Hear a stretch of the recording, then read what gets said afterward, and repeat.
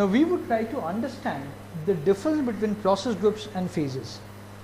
I have seen many a time students confuse between process groups and phases. It's a very fundamental concept and very important for understanding project management and clearing the PMP examination. Now when it comes to process group as the name suggests, it's basically group of processes.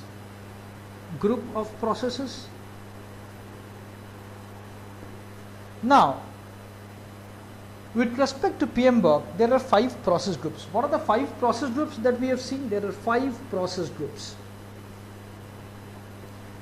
The 5 process groups are initiating, planning, executing, monitoring and controlling, and closing. See, these are basically group of processes. So initiating process group is going to comprise of set of processes. Planning again is going to comprise of a set of processes. Executing again would be comprising of a set of processes. Same with respect to monitoring and controlling and closing. Now, these are not phases. Process groups, remember, are not equal to phases. Process groups are not equal to phases. Now, process groups would be independent of the type of project that you are doing. You could be doing an IT project, a telecom project, an aerospace project, a defense project, an R&D project, social project. Every project needs to be initiated, they need to be planned, executed, monitored, controlled, and eventually closed. Now, when it comes to phases are depending on the nature of. For a civil project, your phases would be different. For an IT project, your phases would be different. For a telecom project, your phases would be different. So phases would be depending on the nature of the project, on the type of the project. Now,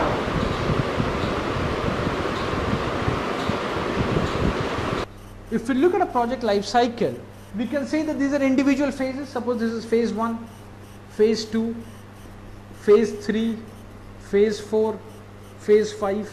So all the phases, when added up, collectively add up to your project life cycle. Now the 5 process group that we are talking about, that is initiating, planning, executing, monitoring, controlling, and closing, the 5 process groups are equally applicable for the individual phases. Now, what is the correlation between the process groups and closing? So after you are through with initiating, then what happens? You proceed toward planning, then you proceed towards executing, monitoring and controlling. Now while you are monitoring and controlling, if there are certain execution flaws which could be rectified, that is the reason for which you get to see an arrow from monitoring and controlling to executing. At times your project plan might need to be modified, so that's the reason for which you get to see an arrow from here. Now, the objective with which you started the project or the phase, it might so happen over a period of time that objective might be redefined, so for which, and if everything is well, then you proceed towards closure. Now the 5 process groups, so this is basically the relationship between the 5 process groups. That's why it's called a project management life cycle. It's not linear in nature, it's not sequential, it's a cycle. Now these 5 process groups are equally applicable for the individual phases. They are equally applicable for all the individual phases.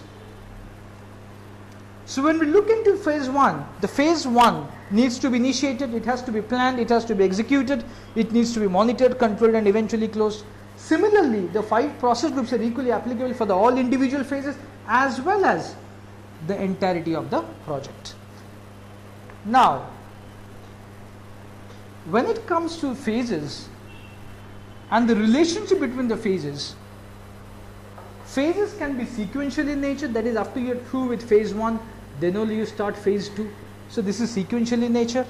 Else it can also be overlapping in nature. That means even before you are through with the deliverables of the predecessor phase, you have started working on the deliverables of the successor phase. So your phases can be sequential or it can be overlapping in nature. Now, why is it so very important to understand process groups and phases, because whenever we are going to face any question in the PMP examination, it is very important to identify the process. The moment you have been able to identify the process, then it becomes easier for you to get to the right answer.